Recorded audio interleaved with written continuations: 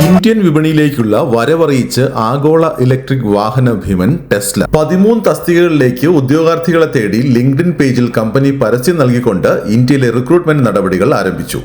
അമേരിക്കയിൽ വെച്ച് പ്രധാനമന്ത്രി നരേന്ദ്രമോദിയെ Tesla chief executive officer Elon Musk സന്ദർശിച്ചതിന് പിന്നാലെയാണ് ടെസ്ലയുടെ പുതിയ നീക്കം. അമേരിക്കൻ സാമ്പത്തിക മാഗസിനായ ബ്ലൂംബർഗിന്റെ റിപ്പോർട്ട് പ്രകാരം കസ്റ്റമർ സർവീസ്, ബാക്ക് എൻഡ് ഉൾപ്പെടെ 13 തസ്തികകളിലേക്കാണ് കമ്പനി അപേക്ഷ ക്ഷണിച്ചിരിക്കുന്നത്. സർവീസ് ടെക്നീഷ്യൻ, വിവിധ ഉപദേശക തസ്തികകൾ ഉൾപ്പെടെയുള്ള ഒഴിവുകൾ മുംബൈയിലും ന്യൂഡൽഹിയിലുമാണ്. Customer engagement manager, delivery operations specialist തുടങ്ങിയ ഒഴിവുകൾ മുംബൈയിലാണ്. ഇന്ത്യയിലെ ഉയർന്ന ഇറക്കുമതി തീരുവ കാരണം ടെസ്ല പലപ്പോഴും ഇന്ത്യയിൽ പ്രവേശിക്കുന്നതിൽ നിന്ന് പിന്നോട്ടു പോവുകയായിരുന്നു. എന്നാൽ കഴിഞ്ഞ ബജറ്റിൽ $40,000 കൂടുതൽ വിലയുള്ള ഉയർന്ന നിലവാരമുള്ള കാറുകളുടെ അടിസ്ഥാന കസ്റ്റംസ് തീരുവ 110% നിന്ന് 70% കുറയ്ക്കുമെന്ന് ഇന്ത്യ പ്രഖ്യാപിച്ചിരുന്നു. ഇതായിരിക്കാം ഇന്ത്യയിൽ സാന്നിധ്യം അറിയിക്കാനുള്ള നടപടികൾ ടെസ്ല വേഗത്തിലാക്കാൻ കാരണം. രാജ്യത്ത് ടെസ്ലയുടെ വരവോടെ വൈദ്യുത വാഹന വിപണിയിൽ വൻ കുതിപ്പാണ് പ്രതീക്ഷിക്കുന്നത്. ചൈനയുടെ 11 മില്യണുമായി താരതമ്യപ്പെടുത്തുമ്പോൾ കഴിഞ്ഞ വർഷം ഇന്ത്യയുടെ ഇലക്ട്രിക് കാർ വിൽപ്പന 1 ലക്ഷമാണ്. ചൈന കഴിഞ്ഞാൽ വൈദ്യുത വാഹന വിപണിയിൽ രണ്ടാമതാണ് ഇന്ത്യ.